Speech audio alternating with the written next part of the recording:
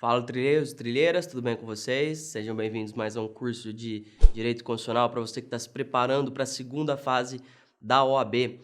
Na aula de hoje a gente vai estudar um pouco sobre recurso especial, beleza? Então vamos lá, pessoal. Recurso especial. O recurso especial ele pertence a um grupo maior de recursos que são os recursos extraordinários, tá? Não confunda com o recurso extraordinário stricto sensu. Nós estamos falando aqui do gênero recursos extraordinários, tá?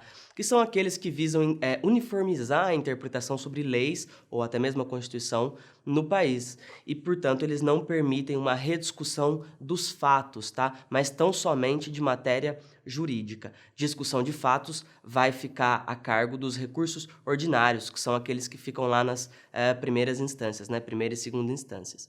Nesse caso aqui, nós estamos falando só de recursos que visam, então, a unificação de um determinado entendimento a respeito das leis federais ou da Constituição em todo o país.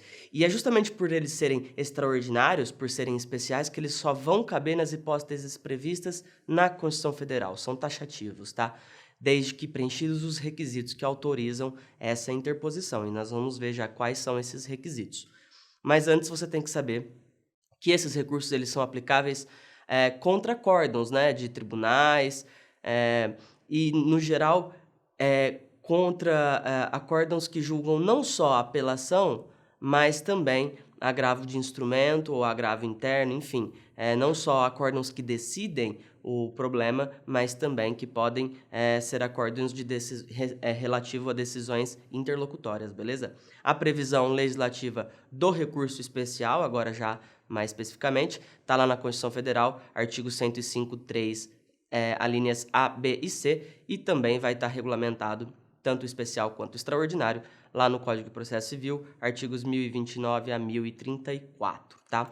Requisitos gerais desses recursos, tá? Também de modo amplo aqui. Primeiro, são aqueles requisitos comuns de todos os recursos: interesse em agir, legitimidade, inexistência de fato impeditivo ou extintivo do direito de recorrer, preparo e porte de remessa e retorno, tem que fazer o pagamento, né, dessas custas, e a tempestividade.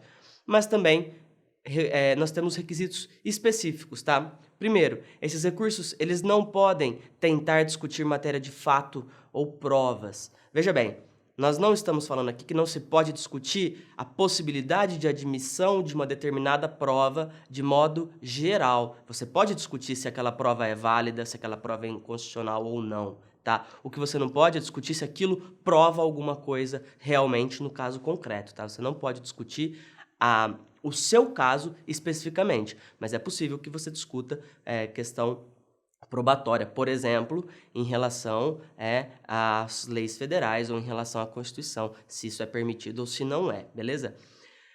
Agora, 3 requisitos aqui que você tem que saber, porque você vai ter tópicos só para eles na sua peça. É preciso que tenha havido o esgotamento das vias ordinárias, é preciso que haja uma decisão em única ou última instância e é preciso que haja o pré-questionamento das causas. Vamos ver cada um desses requisitos. Primeiro, esgotamento das vias ordinárias.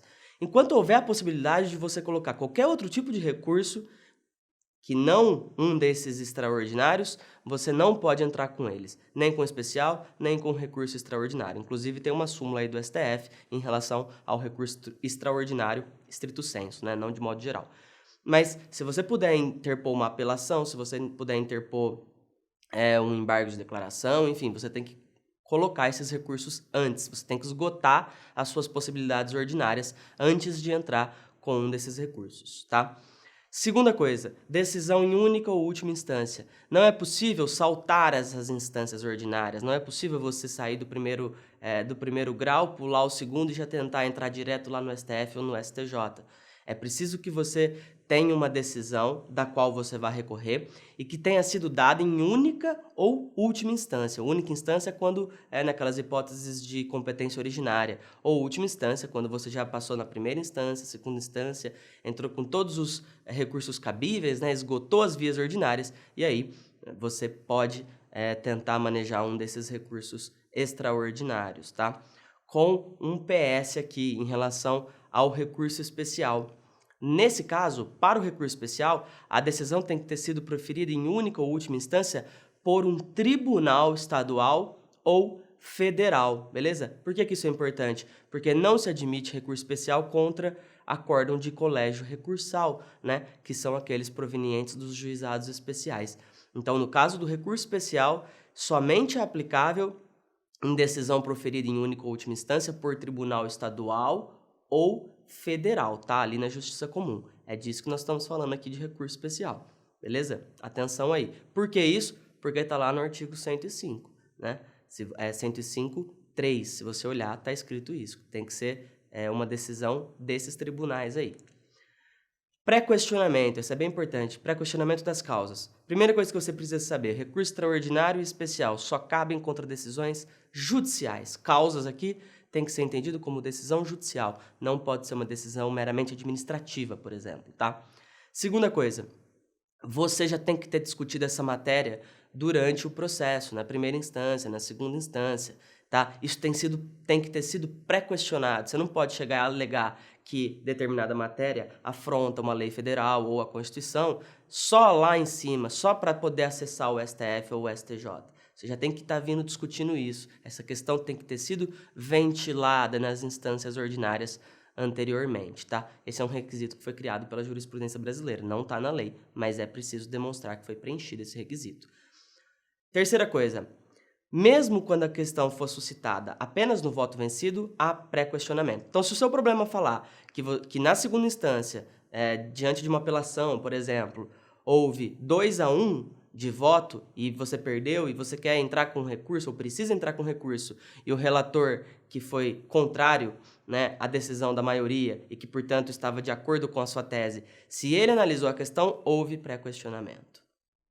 Quarta coisa, se foram opostos embargos de declaração, a questão vai ser considerada pré-questionada. Isso também é importante lembrar, porque os problemas costumam trazer no finalzinho essa parte aí, né? Foram opostos embargos de declaração, né? Quando não, eles dizem, desconsidere os embargos de declaração. Enfim, isso é importante você saber para fins de pré-questionamento. Embargos de declaração também pode servir para pré-questionamento, tá?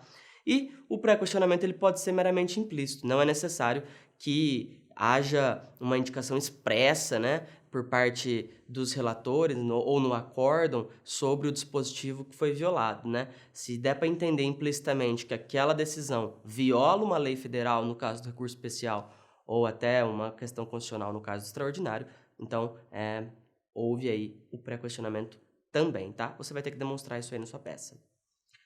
Quais são as hipóteses de recurso especial? Tá lá no 105, inciso 3, alíneas A, B e C. Primeiro, letra A, quando ele contraria ou nega vigência a um tratado internacional ou uma lei federal, tá? Contrariar é a mesma coisa que negar vigência, você pode entender dessa maneira sem problema. Lei federal, como é que nós vamos entender? É aquela norma elaborada pelo Congresso Nacional ou pelo presidente, tipo lei ordinária, complementar, medida provisória, etc. Mas súmula não é lei, tá? Se feriu a súmula do STJ, por exemplo, você não vai entrar com RESP. Súmula não é lei, tá? Letra B, quando julgar válido o ato de governo local contestado em face de lei federal. Ato de governo federal também não é lei, tá? Nós estamos falando aqui de um ato infralegal, por exemplo, um decreto, né, em relação a uma lei federal. Aí você também pode entrar com RESP, mas não é lei local. Lei local em face de lei federal é a hipótese de cabimento de recurso extraordinário para o STF. Nesse caso aqui nós estamos falando de um ato infralegal, beleza? E letra C, der a lei federal interpretação divergente da que lhe haja atribuído outro tribunal. Nesse caso, o importante saber é que a interpretação deve ser de outro tribunal, não pode ser de duas turmas de um mesmo tribunal, por exemplo, tá?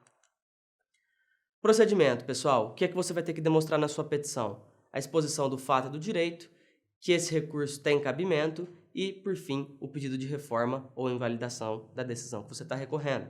O prazo, em regra, de 15 dias e você vai ter que recolher o preparo, tá? Como é que nós fazemos isso? Mediante uma peça de interposição e aquela outra de razões recursais.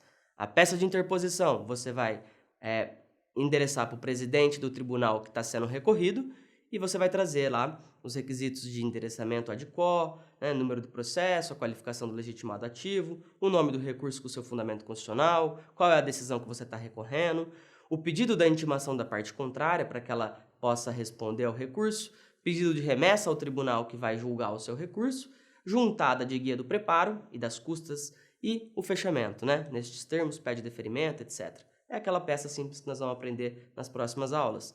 E razões recursais é onde você vai discutir o mérito da questão em si, tá? Então você vai trazer aí o endereçamento de quem, você vai mostrar a tempestividade, o preparo, você vai demonstrar um cabimento, né, preenchido todos aqueles requisitos genéricos dos recursos extraordinários. Você vai mostrar que houve o pré-questionamento durante o seu processo, e aí expor as razões de fato, direito, e fazendo o pedido e fechando a peça como de costume. Lembrando que o pedido, nesse caso, é bem simples, basta que você demonstre aí que, diante de tudo que foi apresentado, você quer que o recurso seja conhecido e provido para reformar a decisão que está sendo impugnada, que está sendo atacada, beleza? Então, pessoal, é basicamente isso, recurso especial. Eu vou ficando por aqui, mas a gente vai voltar nas próximas aulas explicando como é que você vai fazer esse recurso propriamente, tá? Então não sai daí, te espero logo mais. Um grande abraço e até lá!